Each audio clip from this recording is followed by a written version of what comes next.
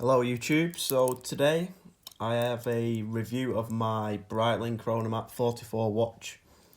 I've had this watch for a while now and I'm quite passionate about watches, even though I've not actually done a review about any of my watches so far, but I look to do so. So if you enjoy this review, please leave a comment in the section below and say what you liked, what I could improve on because obviously it's my first one. So yeah, let's get straight into the video.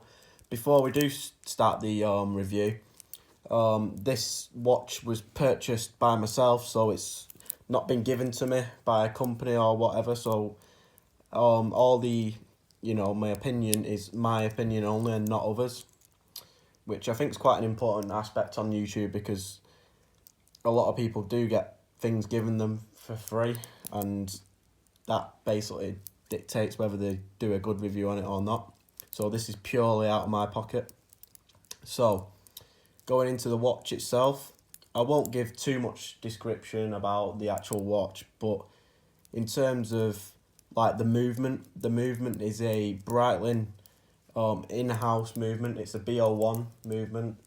It was constructed, not too sure when it was constructed, but it took about 5 years to construct itself, which is quite a long time for a movement itself. It's quite hard to think how long it would take for a movement, but yeah, it took 5 years. But that actually shows you how much effort and money went into the movement to make sure it was great, which it obviously is. Which I'll go on about into the later on in the video. The actual size. So the size of the watch is 44mm, hence the name Chronomat 44. The size is actually, I think, perfect for my size wrist, and for most men it would be perfect in my opinion. It's not too big, it's not too small. I'm just going to pop it on now so I can show you. I've not got the biggest of wrists, but you'll be able to see that it fits quite snug to me. It doesn't move. I've got quite a tight fitting. I prefer that. But yeah, it feels really good on the wrist. In terms of the weight, again, I don't know what exactly the watch weighs. I'm sure you can get these specs online. I'm not going to go, as I said, too much into specs because you can get them online. But the weight is very good. It feels premium. It feels very good in your hand. It looks good as well. So now that that's over with, I will go on to what I like most about the watch. So first of all, what made me buy this watch? Well, what you're looking at here right now, the look of this watch. For me, it's one of the best looking watches on the market personally. It's just an absolute top end watch. It looks the business. I love the finish on this watch. So as you can see, it's shiny, it's all polished, so it stands out. It catches everyone's eye when I'm trying to get it in the light here now, and as you can see, it just shines really nice. It gives a premium look, and it does look the business. That's probably the main reason why I got it when I did, because of the look. The second positive for me is, well, moving on from that, is pretty much the build quality.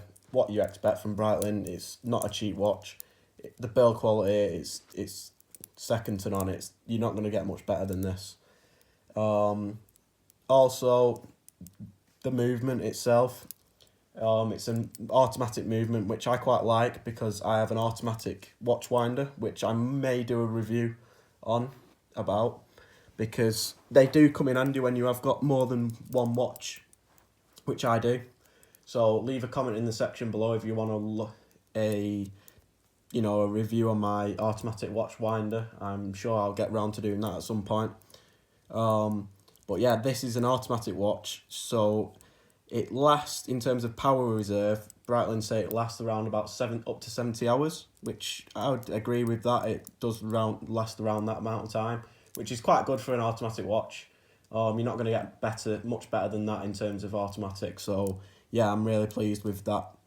In terms of keeping time, obviously it keeps really good time. We'll do a show. close up here. It's really good. It's in sync with everything. I love it. And yeah, just overall great watch. You can wear this on a day-to-day basis, so you know, going to work as I do, desk job, I can wear it. Going out on the weekend, I can wear it with a suit. It's just an all-round good watch. You can wear it all the time. It's not going to look odd if you're wearing it with anything really. It's just an all-round good watch. In terms of like water and stuff like that, I've actually never I've never put it inside water. I've never been in like a bath with it or a swimming pool. It's just something that I've never really done with watches, but apparently I think it's 500 meter water resistant, so it's, you know, good enough for that. But again, you're not going to go down 500 meters most likely. Moving on to some negatives, which there always are with watches, don't get me wrong. There's always improvements for anything in life, but in this watch particularly, the bezel for me isn't the greatest.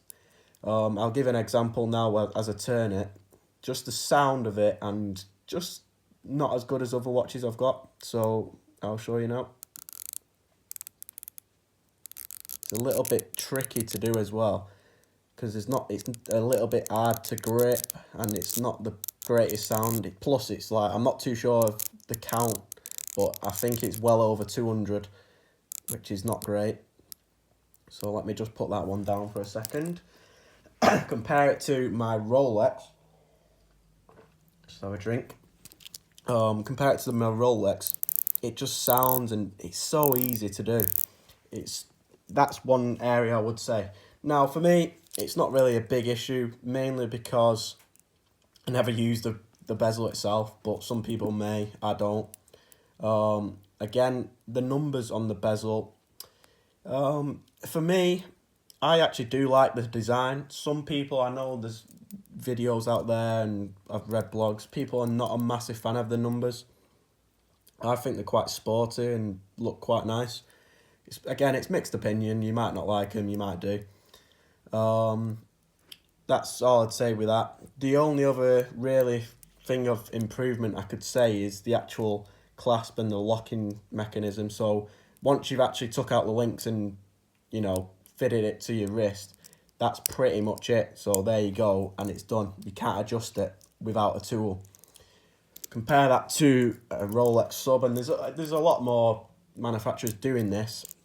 They have like a glide lock feature, so it glides. So depending on, you may, like on an hot day, for example, you may want it bigger, so you can adjust it there and then. It's just so much easier. I do like that with a Rolex, and as I say, there's manufacturers do that. There's no reason why Breitling can't.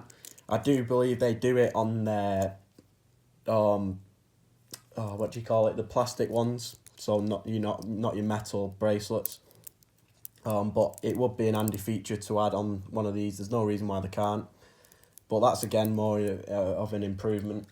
It's not really a disadvantage of the watch. Well, it kind of is compared to like a Rolex, for example, what I've just showed you, but it's not really a massive issue to me. Again, due to the actual look of it and polished design, it looks amazing, but you do have to be careful with scratches, of course, because this type of watch will show them more than, not a polished one. So it's hard to see at close, but you may see a few specks of marks. Fingerprints as well. Fingerprints do show up on this. Bring this microfiber cloth in at the same time. I do clean it often, so before and after, every time I wear this, it's important to clean it. It does make a massive difference to the light of the watch in terms of shininess. And that's about it in terms of negative. I've not really got anything up. What I would actually say is really that bad up with it. Mostly positive. Would I recommend this watch? Of course, I got this. I've loved it since I've had it. Obviously, it's quite a lot of money in a watch. But yeah, if you're really interested in watching like looking to buy one of these watches, I'd very recommend going to the shop, having a look into it, and maybe trying it on. because it's obviously not a cheap watch and you want to make sure it's the perfect watch for you. And then that's pretty much it, guys. So if you do have any questions about this watch, anything you want to ask me, sorry, be sure to put it in the comment section. I'll try and get back to you ASAP. And yeah, make sure you like and subscribe, because I have actually got a watch collection, so I'll be looking to do more of these. I have like a Tag, Rolex, other brands what are not as, you know, prestige. So like Invicta, I have a Citizen Eco Drive, you know, watches like that. What, you know, maybe good to compare. So I do look to do those in the future. So again, subscribe, leave comments, and I'll get back to you. And yeah, that's pretty much it, guys. Again, one last time, I'll just put it on for you, just to show you. So it's a really good fit. Fits really nice. Lovely looking watch. You can't get much better than this, in my opinion, in terms of the standout feature of a watch. It just looks the business. As I said, you get all the box for it. You get a leather pouch. I've not even took the seal off this. You get a lovely pouch. Warranty. You know, it comes with a 5-year warranty, this watch, and Breitling give you a 5-year warranty for no apparent reason. It's because it's a quality made watch. So yeah, that's pretty much it, guys. So thank you for watching, and again, leave comments if needed, and I'll get back to you. Thank you very much. I hope you enjoyed the video.